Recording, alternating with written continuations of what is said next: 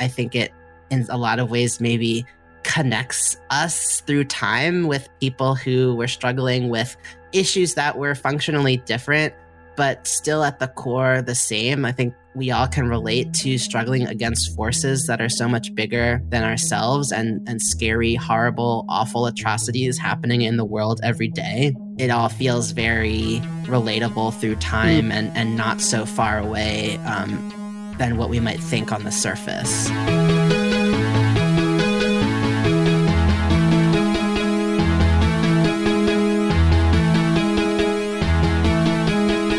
Welcome to Pixel Therapy, the video game podcast where we look at the games we play through the lens of the player, where what you play is just as important as how you play it, and where emotional intelligence is a critical stat. I'm your co-host, Jamie, pronouns she, her. And I'm your co-host, Spencer, pronouns they, them. And this is Pixel Therapy.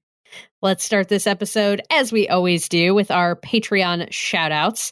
This is our special thank you to everyone who subscribed at our Patreon name in the credits tier for the month of December. So that's a very big thank you to Genevieve, Lindsay, Jackie, Ben, Pimhatai, Adiyanka, and See Thee Mess.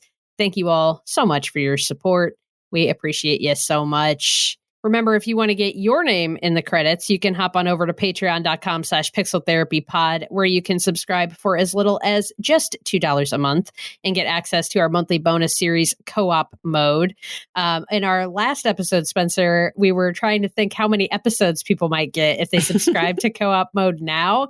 And we said that we had been doing the Patreon for a year. Well, Spencer, would it surprise you to learn that we've actually been doing the Patreon for 2 years, over 2 years, in fact. What is time? I was editing that episode and I went back and looked and I was like, it's just been over a year, right? God. And I looked and it was like first post November 2020 and I was like, How? Yeah. So, yeah. Thanks. So we've been doing it for a while. A minute. Yeah. So there's lots. What that means, that's good news for you. If you've got $2 in your pocket and you want to come subscribe even for just a month, you're going to get so many bonus episodes. Trove. A literal treasure trove of episodes to listen to. But if you've already been subscribing, you just want to know, hey, I don't care about all that old shit. What's new?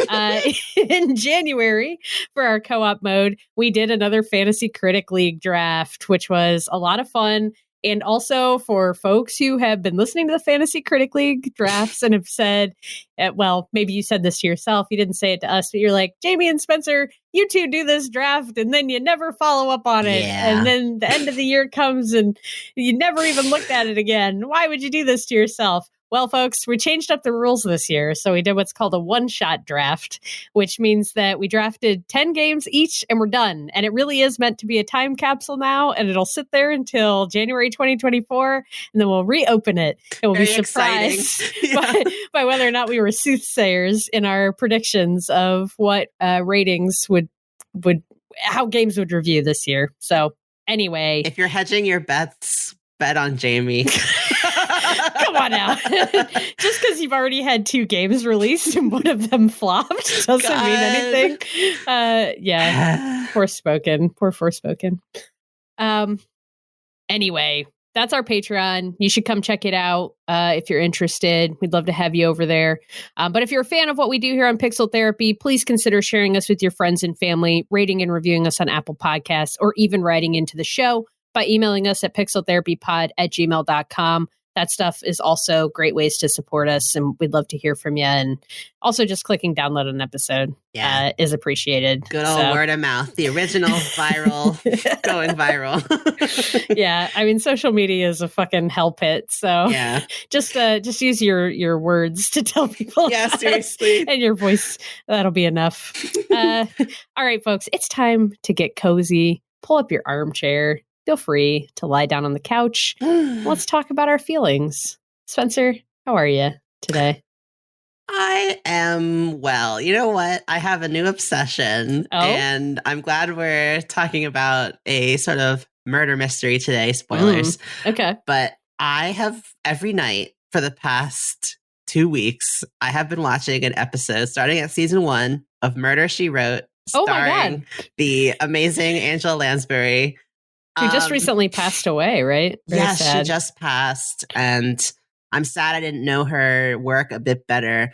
Because like even the story of how this show came to be, so like Murder, She Wrote is an 80s like whodunit detective story where Angela Lansbury stars as Jessica Fletcher, a murder mystery novel writer who just somehow gets pulled into a new murder each week and becomes like a consultant for the police.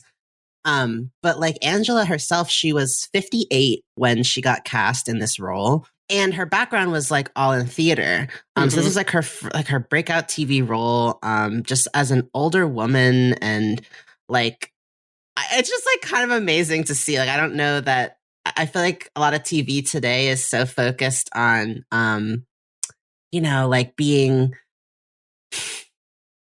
super Hollywood. Like, I don't know. I just the way, the styling, her character, she's so charming and sweet and funny.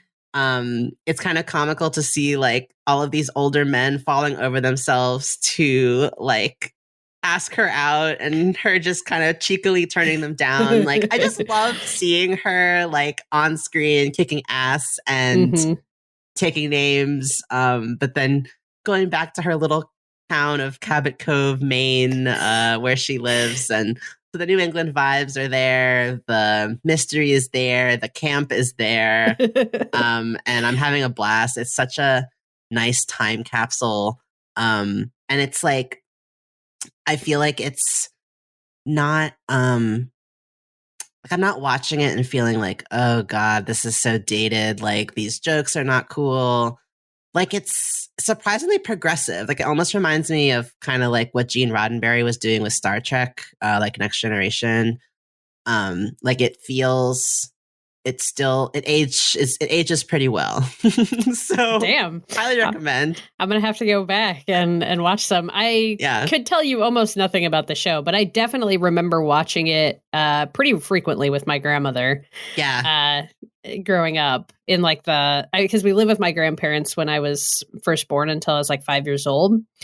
And so like it was pretty young, but this is like, early 90s. I do have memories. And then probably reruns and stuff when I was a little bit older. I don't know how long the show ran. 12 seasons. Oh, fuck. Maybe they weren't reruns then. Maybe we were watching it. Yeah. Shows used to go for forever. Forever. Yeah. So I can't wait. It feels so good to be able to buckle in for 12 seasons. And I'm doing it like one episode a night. It's become nice. Like our nightly ritual. Oh my God. It's very soothing. Yeah. The stakes are like never too high. Is this like a right before bed thing? Or Yeah. It's like a light. Yeah, I love that. It's like a bedtime glass of hot tea. A nightcap. Oh my God. That's amazing. But that's what I've been up to. I love that so much. How are you? I'm okay. Keeping it in the trend of TV. So since we came back from the holiday break, my sleep schedule has been a little fucked up. When I'm on break, when I don't have work, I am more of a night owl. Like that's like my more natural rhythm is to be up until like 2, 3 a.m. and sleep until like 10 or so. Well, that doesn't work when you have to work like a Monday through Friday 9 to 5 job. Yeah. And so I've been struggling to kind of get back in the groove. And what's been happening is I'll be like really sleepy and tired from like 8 p.m. until 10:30, 11 p.m. But I'll push myself through that because I don't want to go to bed that early. Like this is my downtime. This is my chance to play video games and stuff. So I'll force myself to stay awake. And then about the time that I would want to go to bed, like 11:30, suddenly I'm like, oh, second wind. Oh, no. And then I'm not getting sleepy again until 2, 3 o'clock in the morning. God. And then getting up at 8 for work. So it hasn't been good, but it did mean that I just recently binged the entire 2 seasons of Hacks, which is a really fun show starring Gene Smart as like older woman, like insult comic who is on the verge of losing her. She's been like a resident at a Vegas casino hotel for decades, and she's on the verge of losing her residency. And so she decides to hire down on her luck, like 25-year-old writer who has been struggling to hold down a job in Hollywood because she's kind of like really entitled and self-focused and selfish, and has kind of like doesn't have a very good filter. So she said some stuff that's gotten her in trouble with her peers. And so the two of them get paired up to work together, and it's a really, really funny show, actually. And it surprised me. I had kind of like heard that it was funny and that I should check it out, but I was laughing a lot. Okay. And definitely recommend folks check it out. It's not a perfect show, but it's like, it's half-hour episodes, 2 seasons. It got renewed for a 3rd, so that should be coming soon. Oh, nice. And I really had a good time with it. The relationship that builds between the 2 main characters is definitely like the heart of it. But there's also kind of a whole family cast of characters that surrounds Jean Smart. Like it's all people who work for her, but the show kind of like explores that too, like how she kind of pulls people into her orbit who are all like really career focused and obsessed, and then it starts to kind of unpack like how that's degrading their own personal lives, but they still have like this tight family unit all together, but kind of like looking at how that can be good and bad for humans to exist that way. So yeah, I don't know. Really interesting show. It was a surprise, a pleasant surprise. Speaking of a dark mentorship, we should talk about The Last of Us, because the first couple episodes have come out. Are you watching that? Fuck yes, I'm watching The Last of Us. It's so good. It's so good. I mean, I don't want to get into spoilers or anything, but people should be watching The Last of Us on HBO.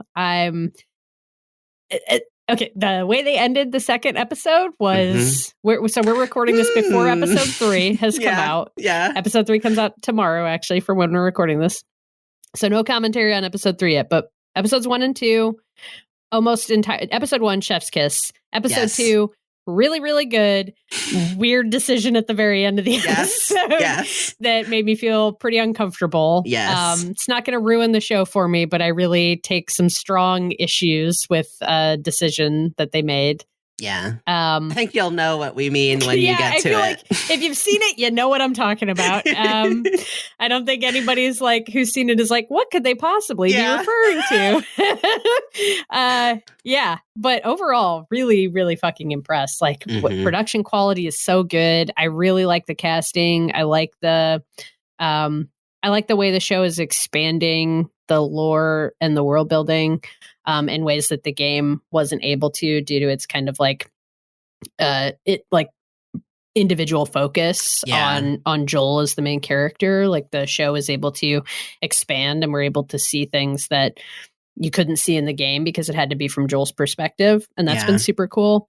And I'm excited to see where it keeps going. They just announced the renewal for season 2, which I feel like was probably a give. Like I felt like that was a given before the episodes even started coming out. I mean, they spent millions and millions of dollars making the first season. You don't invest like that if you're not thinking this is going to be a thing, and it's definitely a thing. And I don't think this is just a thing that people who play video games can enjoy. Like this is good quality HBO, quote unquote, prestige television. Totally. You're enjoying it too, though? Yeah, I mean, just on that last note, like coinciding with the approval of season 2 and just the mass appeal of the show. Also, I've been seeing stats around how game sales for part 1 and 2 are up like 300%. There's just like a lot of attention coming back to the franchise. And just on the way that this visual storytelling allows for us to step outside of Joel's shoes, I feel like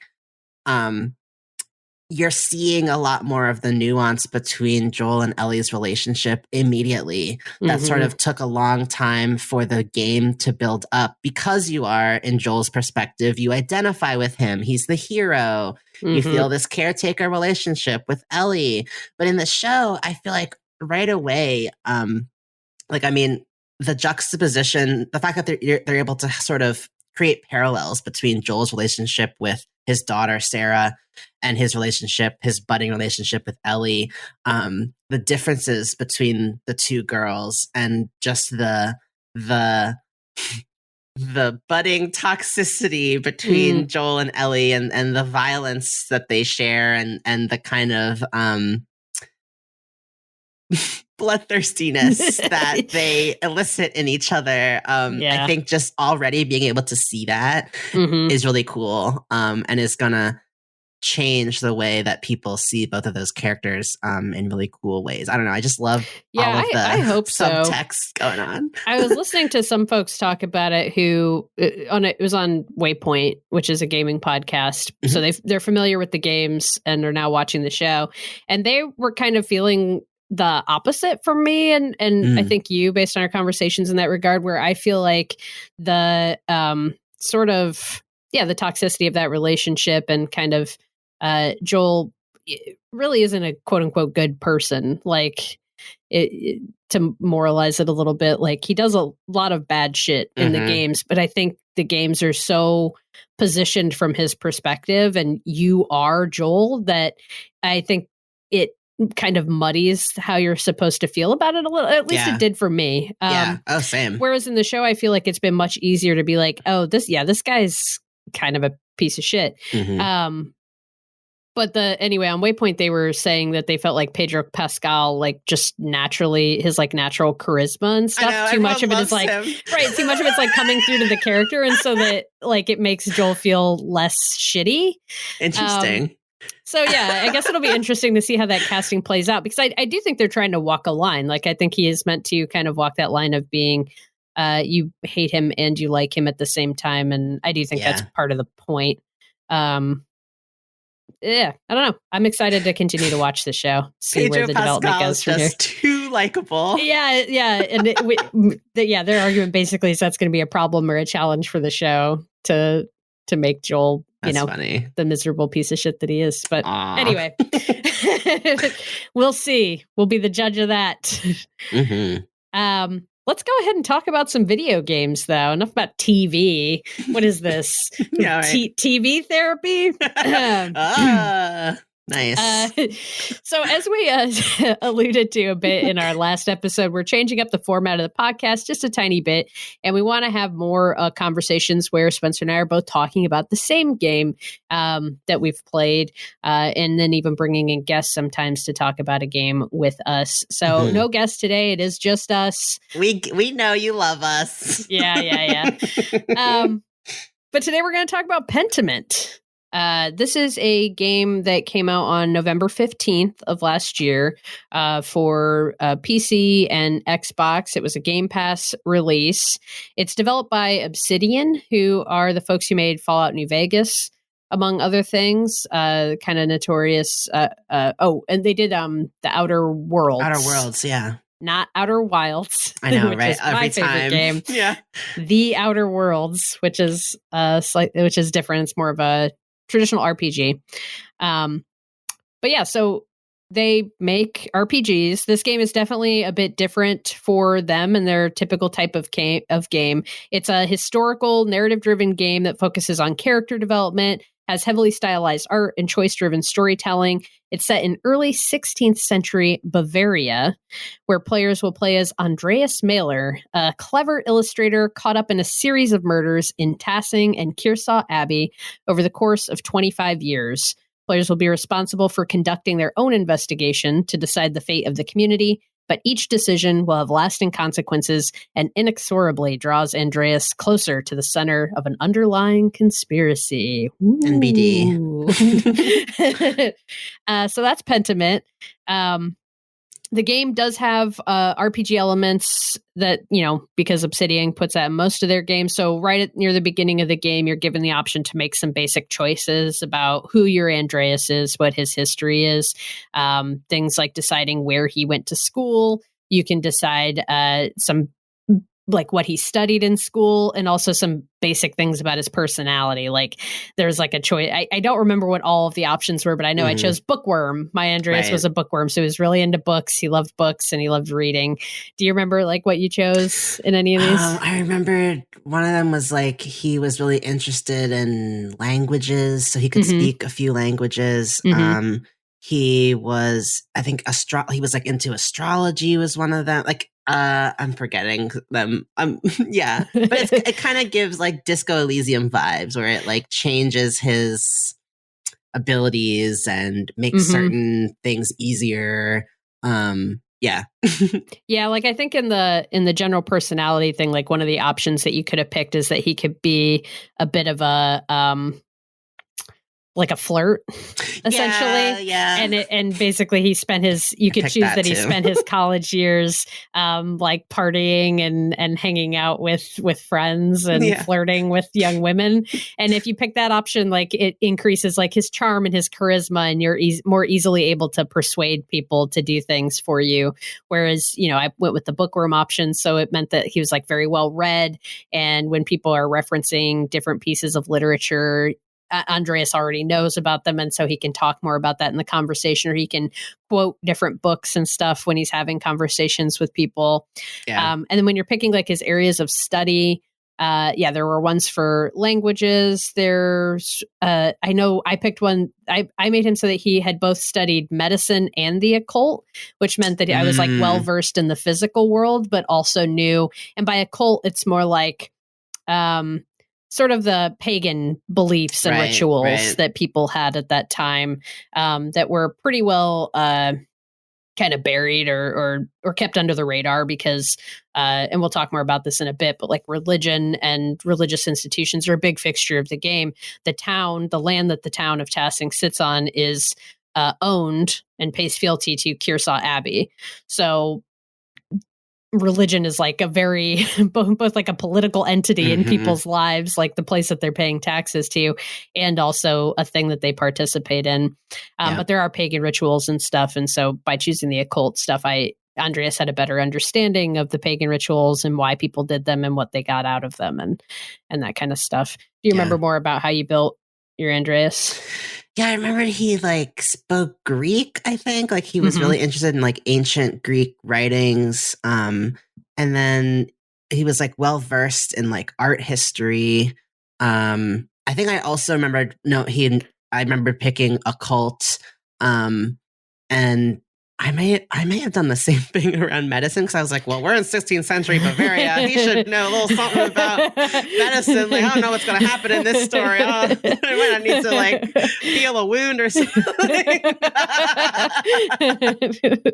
Yeah, fair enough. So the game starts with some of those basic like build your character elements, but then pretty quickly becomes a very straightforward game in which like the gameplay itself is moving through the world, talking to other characters, and making dialogue decisions. Like that is the gist of this game. There is no combat in this game. There are a few like little mini game kind of things that you do, but like 95% of the gameplay is talking to people and making dialogue decisions. And that's like what moves the story forward and plays things out. One of my favorite pieces was like when you said about the simple mini games, there was this very simple but very enjoyable to me mechanic of sharing meals with people. And it's literally like the focus shifts onto the food you're eating on like a table or on a picnic blanket. And you might have a couple like period accurate food items in front of you, like some goat's cheese and a handful of almonds and a piece of like peasant bread. And as the conversation goes, you just click on which item you want to eat. But like the sound design is so immersive in this game that something about it, like you hear the chewing, you hear the sound of picking it up. Like you hear, if you're outside, you hear the sound of the wind and the birds around you. And it was so simple. Like I'm just clicking on something and watching it fade and crumble. But it was so nice. Yeah. The meal eating was it was just such an immersive piece of the game. And I felt like we're probably getting ahead of ourselves a little bit, but the game it does talks a lot about class, or like presents a lot about class. There's a very distinct class structure in the town of Tassing between the people. There's the peasantry that's farming the land outside of Tassing. There's the people who live within Tassing, the city center. City, like in heavy quotes. I mean, this is a very rural area. It's a very small town. This is not, big. This is a very rural town. But the people who live within the town center are more like business folks and trade folks. And so there is a distinct class difference between the peasantry and the trade folks. And then the folks who live in Kearsarge Abbey or the abbot. And when you're having meals with different classes of characters, they definitely use that as a way to demonstrate the differences in the class structure, the simplicity of the meal that you might have when you're eating with your peasant friends, the farmers, versus what you experience when you eat with someone in town versus sitting at the abbot's table and what's on display there to eat. And I think this is a good point to talk a little bit about the art of the game, which is it's all done in the style of 16th century, like illuminated book pages. So it's 2D in its presentation and looks very hand drawn and painted, but it's I don't know how else to describe it. It is the illuminated style, the way they would draw in the margins of the pages and even the artworks themselves. You were going to say something? No, just that like the very game is sort of framed as if you're reading it all in a giant illuminated manuscript, like Jamie was saying. And so it's like, if you've ever seen a medieval text, it's like all of this very ornate handwritten lines, and then sort of punctuated by little illustrations here and there. And just the way that scenes would change, sort of zooming out of the book and then zooming into another area where as to sort of indicate the passage of a scene, or like it all feels very grounded, as if it's being written as it's going, and it's like very cool. I also was watching a behind the scenes video with the Obsidian development team, and they mentioned how so it's in the style of like these woodcut illustrations, so things look kind of, they have that outlined kind of hand carved feel, that's 2D. But the characters themselves were also illustrated in a style to kind of indicate where in time they're from. So like, because this is 16th century Bavaria, it's like right on the cusp of the printing press being invented, which obviously meant that a lot more people were getting educated. Information could be shared much faster. You didn't have monks holding up, or I guess abbey people. Monks, yeah, okay. Like they would be handwriting and hand copying books, and the church was really in charge of distributing information and who got it. But the invention of the printing press would soon mean that people could form their own ideas and share their own ideas amongst themselves. So the characters, like early in the game, the developers were explaining, like a lot of the older characters you meet have this kind of painted, like painterly style that almost kind of faded, because they were of the time of hand transcribed illuminated manuscripts, versus as time goes on and you meet younger characters and babies, they're in more of a like black outlined woodcut, like printerly style, because they are of the time of the next phase where it's all about the printing press, and they have more of a layered look. And I just thought like all these little details were like super cool. Yeah, the amount of thoughtfulness and detail that went into the game is really fucking impressive. And to what you're saying about the way the character, like the actual art style of the characters, that level of detail in the presentation carries through to the way the dialogue of the characters is presented as well. So the game is not voice acted at all. All of the dialogue is presented on screen in text, and it's all done in text bubbles that come out of characters' mouths. And basically the bubble will appear, and then as though it's being written in the moment, the words that they are saying will be scrawled out in the speech bubble. And it goes relatively fast, but there is an element of you're kind of like waiting for the text to appear. And I think that's intentional too. Like this game is very much you're about watching, like looking at it and reading it like a book, which I think is cool. But as the text appears on the screen, for one thing, it appears in different fonts depending on the class of the person that you're speaking to or the way that you perceive them. It also, because it's being written out in real time, sometimes there'll be like basically an error, like a typo, essentially. Like a word will be misspelled, or it won't be the right conjunction of a verb or something. And then the full sentence will finish, and then it'll go back almost like an eraser and scratch out the part that was wrong and then rewrite it the correct way, which just has a really cool effect. And you can always hear the sounds of it being written too. So if it's, like the brothers in the Abbey will all speak in this really like Gothic style font. So with them, you can hear the quill and the pen, the quill scratching against the paper as they're writing. Whereas the local printer press guy who works in town, his words always come out as though they're being printer press. Like they'll appear upside down at first with like a kind of like ka-chunk sound, and then they'll flip so that you can read them.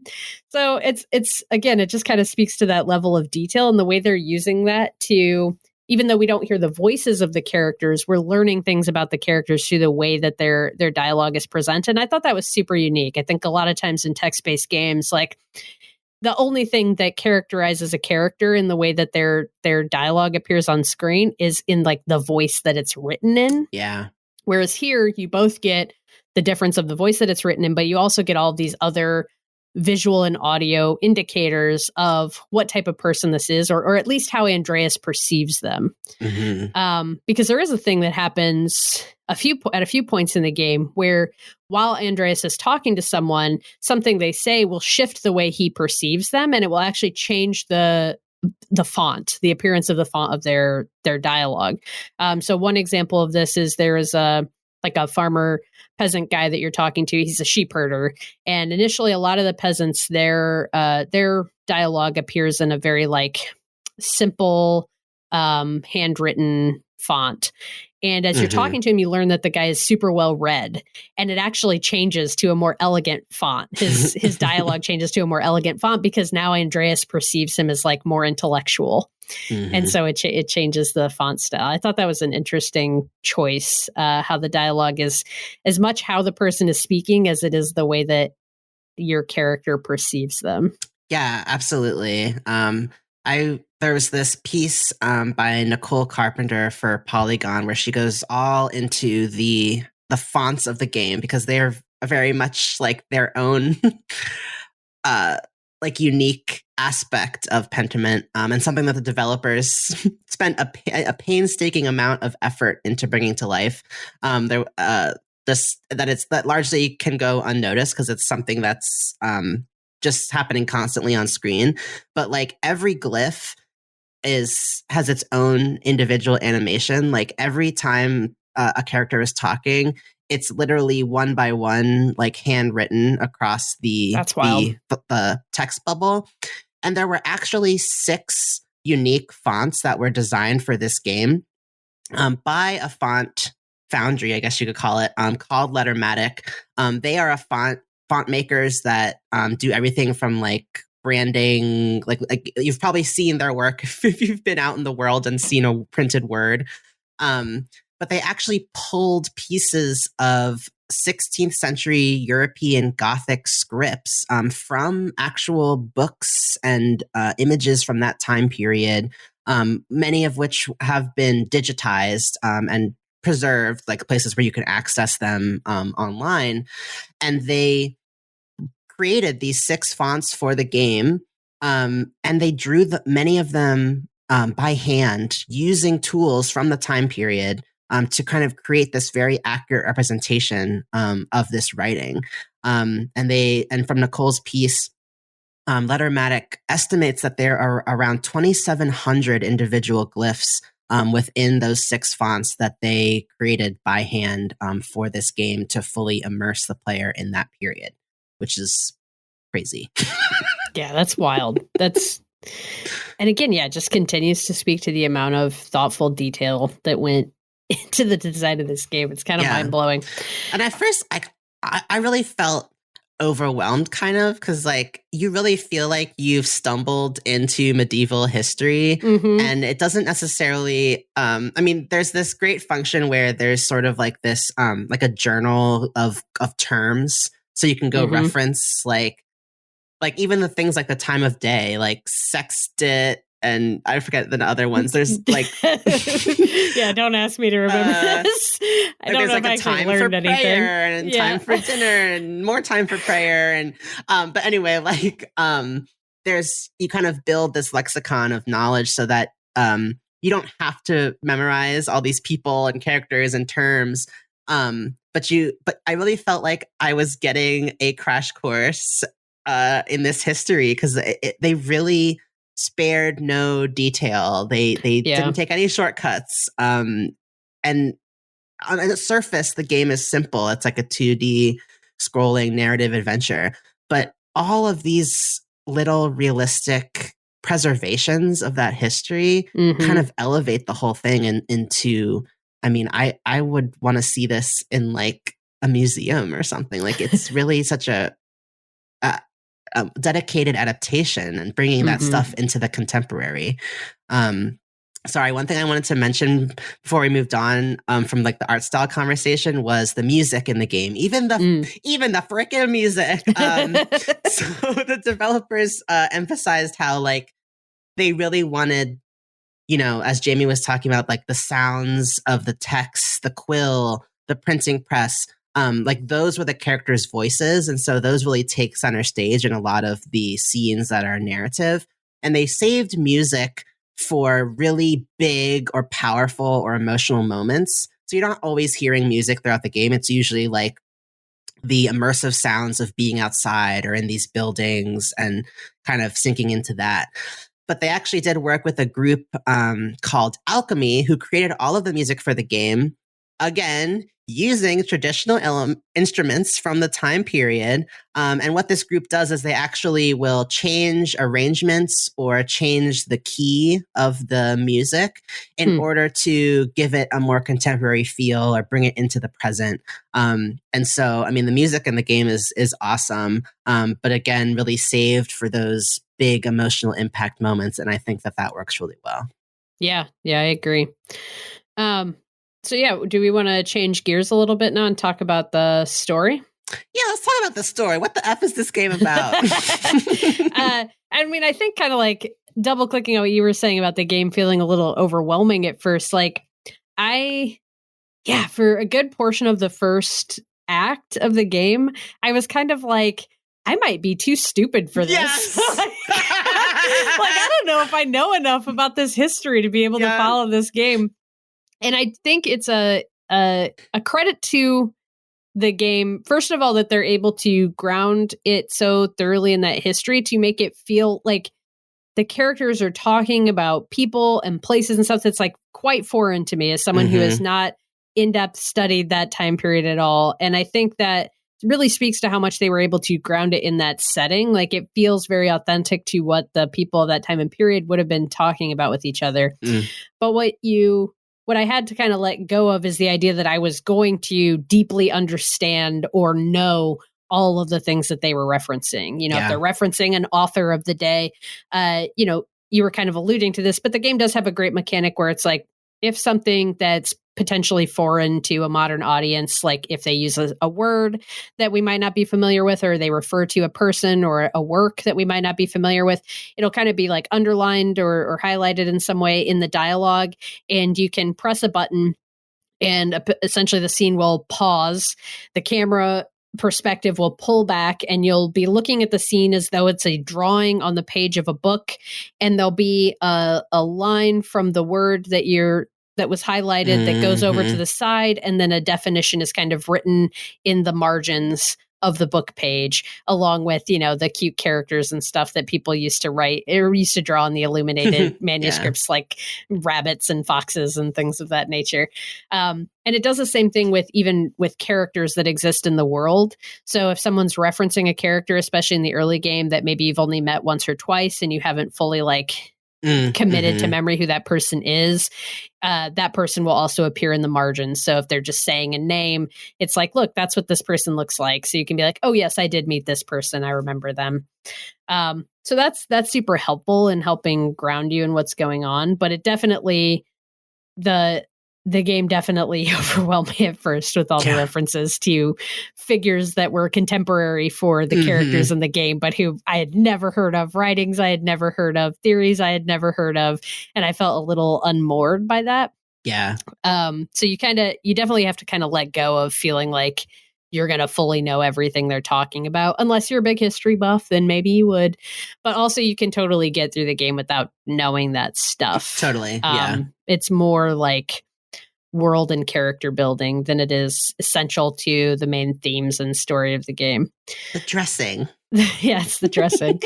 But yeah, so on its face, the game's a murder mystery. And you know that kind of from the, even just from the write-up that we read at the beginning from the Steam page, like the game wears that on its face, that there's going to be a murder that happens and that your character is going to be involved in solving that. So you know that from the get-go.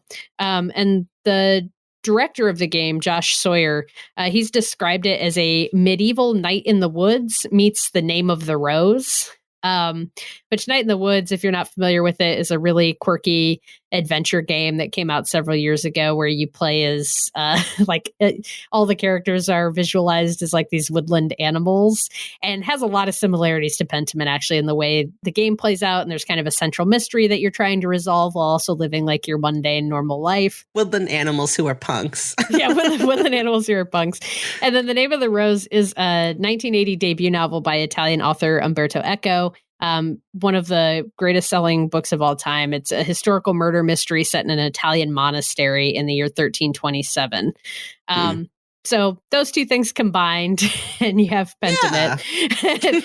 I see it. What's interesting about this central murder mystery that occurs is the fact that you're not Benoit Blanc solving the ultimate, you're not piecing together some complicated murder and finding the exact person who did it. In fact, the game very intentionally obscures and removes any idea of certainty around who committed the murders that occur in the game.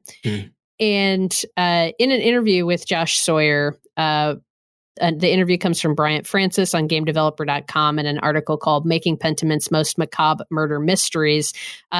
Josh, the director, talks a bit about kind of why and how they wanted to obfuscate that, and that they specifically did it by removing the idea of alibis.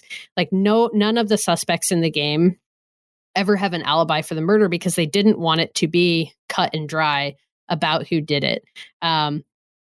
Josh was talking about kind of why they removed this idea of an alibi. And he says, all it does is exclude suspects. And we're not trying to find a singular suspect. We're trying to rule people in, not rule them out.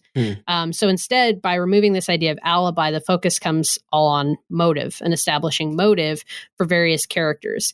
And through the investigation that you conduct as Andreas, you're consistently presented with more and more people who had a motive to kill the victim. And it really comes down to you deciding, not even necessarily deciding who you think has the best motive or who you think is most likely, but kind of making decisions based way more on your own personal values and judgments. That same article goes on to say, as mentioned earlier, none of the listed suspects are canonized as the definitive murderer, and Pentiment is deliberately designed to incentivize uncertainty. Players might find some suspects highly credible, but be reluctant to convict them. And Josh Sawyer says, it's meant to make the player not look at it from the perspective of, I definitely think this person did it, because it's difficult to have that level of confidence.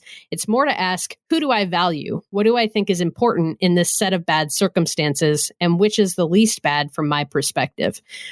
And that's something I definitely felt while playing the game. But then to read this, like actually being articulated by the director, I thought was really, really interesting. How did you feel about sort of the central murder mysteries in this game and how you were asked to investigate those? Yeah, I mean, like, it really brings to light how limited like our own perspectives can be, and how so much of where our conviction comes from is based in judgments and circumstances that might be different depending on what our own background is or our own life experiences. I really loved how, what's the word? How uncertain it was, because it covers such a long span of time. Like you can truly see how 25 years, how one decision can have a domino effect and cascade into circumstances that you never would have imagined in the first place. I'm trying not to like say anything like particularly spoilery, but like it just that whole idea of like the butterfly effect comes to mind, and how one decision can like change the course of history, and it just like the way it was challenging my values was like really exciting, and something that I wasn't expecting from this game and really enjoyed. Well, and even writing in that scope, the idea of justice and how justice is doled out in this game, or the idea, like you're saying, like one decision can change the course of human history, even narrowing that down and looking at it more in like a smaller perspective, the idea of how executing quote unquote justice against one individual can disrupt a community, can disrupt like a like small social system. Like nobody that you accuse in Pentiment, like you're not changing the course of European history with any of the decisions that you're making here, but because the game takes place over the course of 25 years, which I don't think is a spoiler to say because it's put right in the description of the game. Although I didn't read that description before I played the game, and when we got the first time jump, I was like, what the fuck? I was not expecting it at all. So, and that was a cool experience to have. But yeah, anyway, they've been very on their face about that being a part of the game, is that time moves over the course of 25 years. But yeah, getting to see the impact of that decision, and because they've removed this idea of there being a definitive and like canon murderer, like you as the player character who is responsible for not for doling out the punishment, but you are key in providing quote unquote evidence to deciding who is ultimately accused of the murder. You have like an outsized influence on that. And so when the time jump does happen and you see the impacts of the decision that you made, you feel it really acutely. And I guess it's also just kind of an example of how it is really harmful to punish people, or like can be super harmful to punish people by the means of like by the mechanism of the state. And like that can have an outsized impact on everyone who that person comes into contact with. And I don't know, we do this on the daily all the time in the United States. So I guess it just really had me reflecting on, not that it makes you rethink the death penalty. I mean, it's fucked up. And like, how can we have any certainty over these things? Or why do we think we have the power to act in these ways? I don't know. Right. It's like an eye for an eye. Like you can't solve violence with more violence. TLDR. So the game really had me asking a lot of questions of myself, and I think that's what the best narrative games that present choices can do. Is even though this game is like positioned in this historical setting and you're interacting with these historical characters, so much of the time I was thinking about and questioning my own values and morals and sensibilities as a person existing in the year 2023, 2022 at the time that I played this. And I think that's super powerful stuff. I wanted to talk a bit about the actual historical presentation of the game, because the game, we've kind of been saying this already a bit, but the game presents history in a way that's incredibly real. I think a lot of times when we think about history, or even when we see history presented in media, it can feel very flat, simple. Like I think we think of the past as like, oh, it was a simpler time. There was less that people had to worry about or think about. And this game really says like, no, it wasn't simple. It's certainly wasn't easy. Yeah. And people's lives were just as complex. It was just that those complexities showed up in different ways. Like, no, they didn't have cell phones. They didn't have the internet, but like that didn't mean that their lives were any less rich or any less complicated. Rob Zacny has a piece on Vice called "A Medieval Murder Mystery is Painted on History's Canvas in Pentiment," and he talks a bit about the presentation of history in Pentiment. And I wanted to share this quote from his article. He says, "This is the more mature and interesting version of historical accuracy than we so often get, complicating an image many of us have of the past, but without resorting to facile winks at modern sensibilities. Pentiment is clearly informed by feminist history and theory, for instance, but that means it takes seriously the obstacles to a single woman inheriting property or taking up a trade in this era. Nonconformity of all sorts exists, but it is perilous, and the game is very clear about why. Likewise, Pentiment does not present a vision of medieval Bavaria as hermetically sealed off from the wider world, but it does not deny the distance and isolation of many of these communities. Early on, we meet an Ethiopian Catholic monk who is treated with warm but slightly uncomfortable curiosity by the townsfolk. But Pentiment does not reduce this topic down to the presence or absence of non-white people in the medieval European countryside. A point that it makes repeatedly is that Europe is not really even a concept that exists for most of the people you meet, for whom Venice or Tours seem as far away as the moon and Mars. How people define themselves is a political question, one that takes center stage as the game goes on and draws attention to the ways that concepts of modern nationhood were themselves a fiction, drawn over histories of colonialism and cultural destruction." Oh my God, my brain is exploding. Right? What? Shit. Okay, I think that really harkens to the name of the game itself. I learned that Pentiment is derived from pentimento, which is an Italian term used in painting, which refers to making changes and alterations to a painting by painting over it. Quite literally, you see that because what's his name? Andreas is a illustrator, and he works on creating those illustrated manuscripts and painting the images that go along with the scripts.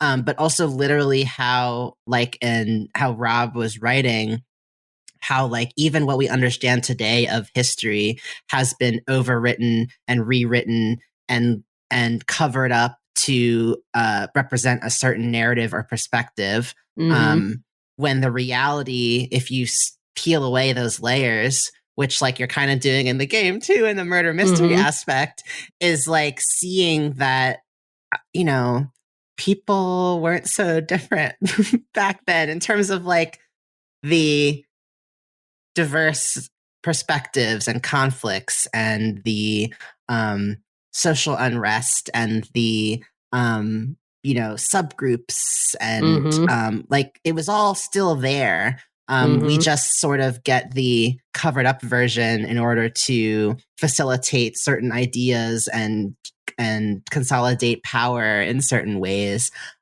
So yeah.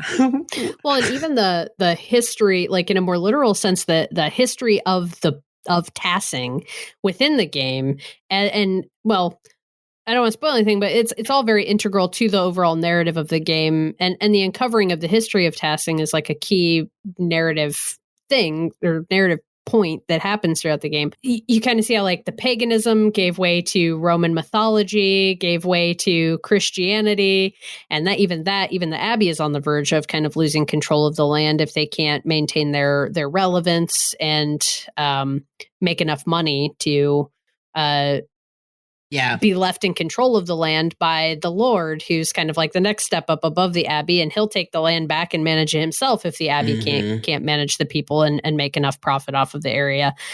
So even that kind of like folding, and then the way, you know, within the game, you kind of dig through that history and see the way each group of people that kind of came in and took over the space rewrote the history of the area, kind of all speaks back to this too. So we do this in both historically in the way we think about history and within the context of the game. You actually watch it happen almost in real time. It's both the history of the place that already exists in the game, which is a historical place, which we've now spun out and done even more since the 16th century. So it's like this Russian nesting doll, or just onion layers of constantly writing on top of each other. So that being the name of the game, when you told me that bit about that being where Pentiment came from as the name of the game, my mind was a little bit blown. I was like, oh, that's so perfect.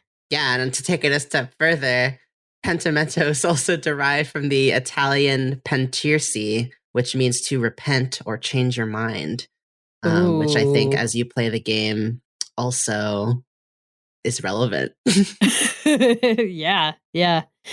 I don't think we said a lot about like what the actual story, like, so you play Andreas Mailer, and this may have come up when I was reading the actual blurb, but the game starts with him as being a young, I don't know, he's like early 20s artist in training. He wants to be like a master artist, but he's doing like a residency basically at Kearsarge Abbey, which is the overseer of this town of Tassing and the lands surrounding it. And the abbey has a scriptorium, which is essentially the brothers, the monks at the abbey, will work on manuscripts, like transcribing books and doing art within the books for work. Scriptoriums used to make abbeys a lot of money, but at this point in history that the game is set in, with printing presses starting to come out, which you talked a bit about already, the scriptorium is starting to fall by the wayside. There's just a few elderly brothers who are still working their painting, but Andreas is in residency with them. He's getting to work on books and learn from the monks. And that's why he's here in this small town of Tassing to begin with.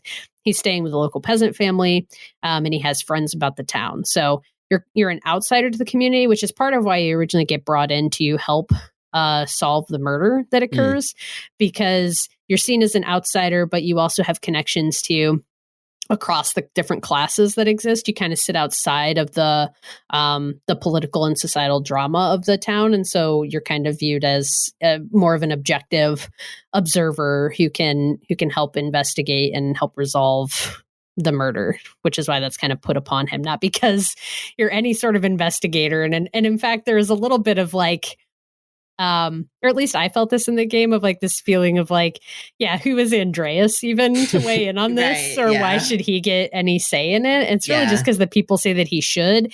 And I think in the first act of the game, when you are that young man, Andreas's character is very almost bullish about it. Just like, of course, like I should have a say in this. Like, I'm an intelligent, educated young man. I can come in here and I can resolve this. And I think as time passes in the game, like that sours as well. Yeah. And you as the player are filled with regret, I think, no matter what decision you make at the end of the first act. I think you're filled with a bit of regret seeing the impact, because there's always an impact, regardless of which choice you make.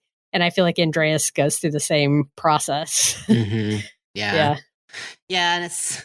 And you want to hope that life doesn't beat you down, but you do see that kind of shift and the ways that guilt can eat away at you over time, and how dreams may not be achieved, hopes may not be met, and time is a cruel mistress. Truly. And I think that's a big a theme of the game is both kind of like the passing of time and the way that impacts people. But I think kind of the role of the individual versus the community, and how much an individual can actually sway something, and like what kind of impact an individual can have versus the impact of an entire community. There's another quote from that great piece by Rob Zacny that I wanted to share. He writes, "We meet Andreas in the flush of youthful confidence. We will meet him later in the throes of adult disappointment and regret. Likewise, we will see the cozy small town life of Tassing turn vicious, where all the easy intimacy and fellowship of the earlier parts of the game curdle into bitterness and lingering resentment. You might think your task will be to fix some or all of this, but again and again, people will remind you that much in this world is not fixable, and it is most people's lot to figure out how they can best endure and reconcile themselves with what is coming. Oof. I found that powerful because I do think there were so many moments in the game where you're having conversations with characters, and as me, Jamie, living in modern times, I really feel for the situation that they're in. Like there's plenty of characters in the game that are women in really tough positions because they're not married or their partner has died and now they have to figure, because women couldn't just have property themselves at this time. So they're in a risky situation because their husband has died, or the women who are sisters at the Abbey, who their families essentially sold them to the Abbey because there wasn't another path forward for those women. And that was a way to keep them alive, and how they're reconciling with that, not having the freedom to live their lives as they see fit. And you can get in these conversations with these characters, and especially in the early chapter of the game where Andreas is he's youthful and he's hopeful, and you are presented with dialogue options that could be really like, why don't you just run away? Or right. you don't have to live with this. You can do whatever you want. But it's just not true for the circumstances that these people are living in. And I think the game only gets tougher in the way it presents these situations from there. We don't want to go into spoilers, but there's things that happen in the second act where I was really wrestling with my own personal convictions of what was quote unquote right to do in this situation versus the real scenario that the people were in. And if I encourage them to act in a certain way, it was going to be to their personal detriment, even if it was the understandably, quote unquote, correct thing to do. It was an understandable response. But if I encourage them in this direction, they are only going to get hurt. And I really felt the weight of those dialogue decisions because I cared about these people and didn't want to see harm come to them. But you were constantly choosing the lesser of two evils and which way to steer people. And how much could I, as this one person, as Andreas, really influence their situation? I don't know. Do you want to say anything about that? I mean, I feel like you encapsulated it very well, but I guess the only thing I would add is that I feel like in our society today, we might play a game like this and think, or we might, maybe before playing a game like this, we might say, people back then had it so much harder, which they did in some ways. Or we might feel like the past was so different and that people were much more restricted and that choice was much more restricted and that options were much more limited, which in a lot of ways they were. But today, I think this idea of there is much in the world that is not fixable, as Rob Zacny was writing, and it's most people's lot to figure out how best they can endure and reconcile themselves with what is coming, that still very much rings true. And through the act of playing this game, I think it, in a lot of ways, maybe connects us through time with people who were struggling with issues that were functionally different, but still at the core the same. I think we all can relate to struggling against forces that are so much bigger than ourselves and scary, horrible, awful atrocities happening in the world every day, and sort of trying to reconcile ourselves with the powerlessness we may feel, and understanding how much we can control and how much we cannot, and trying to make peace with the things we can't change and fight for the things we can affect. It all feels very relatable through time and not so far away than what we might think on the surface. Yeah. I think there's also in the way history gets told, sometimes it can almost feel like people were content with the way things were, and that it's through modern sensibilities that we began to understand what was wrong with certain societal structures. And this game, I think, lays bare the idea that there was not this great sense of contentment. People were just doing the same thing that we're doing now, which is trying to find the best way through it and figuring out what you can and can't live with. Yes. And where you can or can't affect change.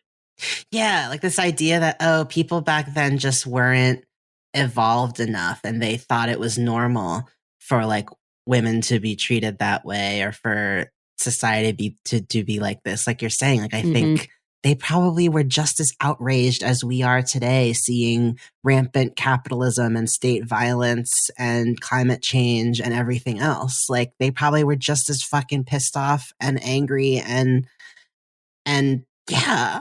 Mm-hmm. I guess it makes me wonder, yeah, what will the history books show of this time, like hundreds of years, thousands of years from now? Like, which part is going to end up in the books? Is it going to look like we were content with all the things that are causing unrest now, or will it be more nuanced than that? Ooh. Well, that's another episode of Pixel Therapy. Yeah, is there more that you want to say? What final thoughts on Pentiment? Should people play it? Yeah, I mean, yeah, like yeah. I think if you are intimidated by the amount of historical accuracy, which I get, like that's real. But if you have a spare 15 hours, I think this is an unforgettable game. Two, if stuff like scrolling text makes you go like, oh God, there are some great accessibility settings where you can turn off things like the handwriting and the corrections and get more readable fonts. So like that's all there to support you. But I didn't know what to think when I saw this game. And I'm so glad it exists. So yes, people should play it. Yeah, I feel the same. I was immediately like intrigued when I saw initial showings of this game, but I don't think I knew what to expect, really. And this game was such a wonderful surprise. So much of it's one of those games that makes you think so like I was just thinking so much about myself and my own values and how I approach things that are happening right now in today's world. And I just think that's so powerful to be able to do that with a story that is set in 16th century small town Bavaria. That's really fucking cool. And even just like removed from all of that introspection, the actual story that's presented is incredibly engaging. The characters, like we didn't talk a lot about the variety of characters in this world, but again, coming back to that level of thoughtfulness and detail that they brought. I mean, we were saying how much they put into the appearance of the characters, the way the dialogue's presented, and the same thing goes for the characterization. Like each of the people in this world that you can interact with is so distinct and specific, and they are like everyone just feels very human. They are imperfect. They are not. We're never like, I don't know. The game is such a objective presentation of the variety of people that would exist. Is maybe how I want to say it, in that it doesn't really feel like the game is steering you one way or the other.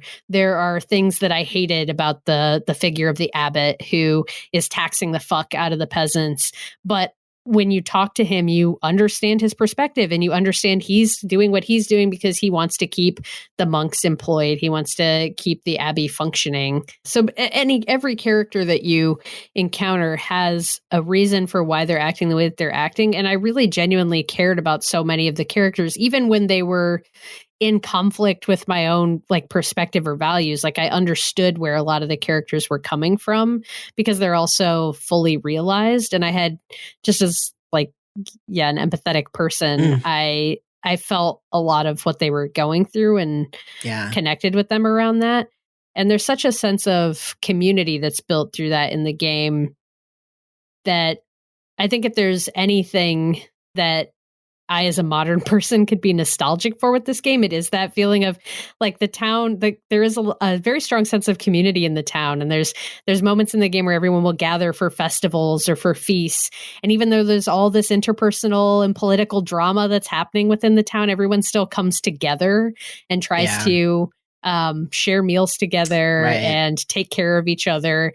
And that is something that I think has been like, for as hard and as challenging as things may have been in that time period, that is something, and they weren't simple, but there is something nostalgic about that I think we don't have in modern society more, at least not with like the people that we actually live in proximity to. Like we don't build community in that way in the modern day. At least in my experience, I imagine there are pockets of that exist, but I think it's rarer.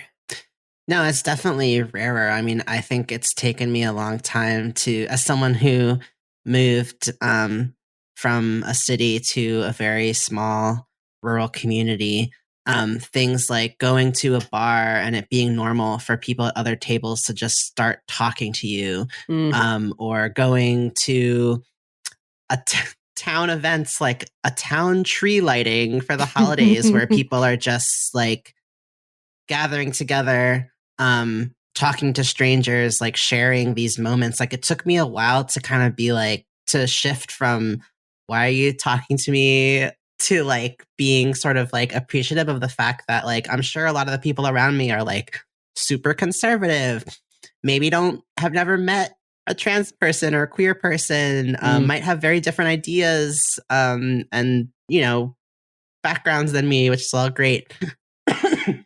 But like feeling like there's still this overarching sense of community is something that like I didn't realize I was missing until I started experiencing it. And even then it's taken time for me to like accept that and not want to default to this false sense of individualism that we as Americans are unfortunately afflicted with. Yeah. What a cool game. I played Pentiment like several months ago, and you just played it now, but just talking about it again has just brought me right back to how awesome of an experience it was.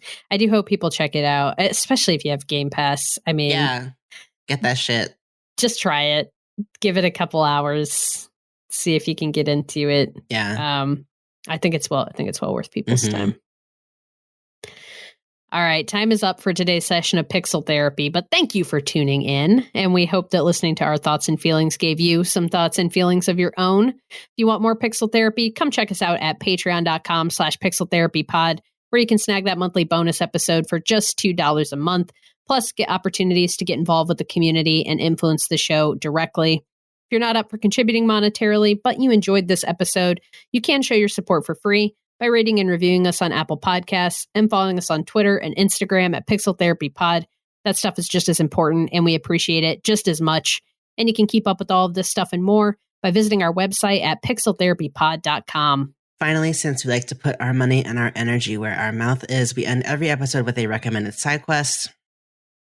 As folks may be aware, on January 21st, at least 11 individuals were killed and many more were seriously injured in a shooting spree that occurred at a dance studio in Monterey Park, California, just blocks away from a joyous Lunar New Year festival where thousands of people were gathered. So we invite you to donate to this collective fundraiser by Asian Americans Advancing Justice, Stop AAPI Hate, Asian Pacific Community Fund, the Asian American Foundation, AAPI Equity Alliance, Gold House, Stand with Asian Americans, the Chinatown Service Center, and Ann Wong. This fundraiser is put together by 18 Million Rising, an organization that utilizes the power of community to grieve, process, and connect, even if we are physically apart.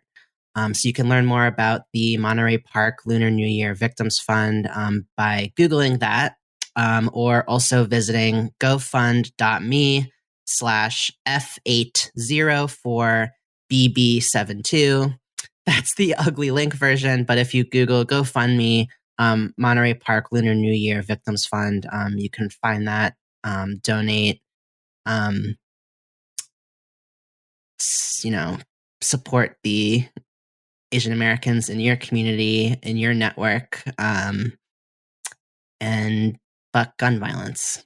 Yeah, there's been way too much death in the U.S. already this year. Yeah. And it's not even February. It is not. So thank you for that side quest, Spencer. That is our show for today, folks. Go forth, run a story mission, level up some stats. Don't forget to hug an NPC every now and then. You know the drill. We'll be back soon. with some more Pixel Therapy. Bye-bye.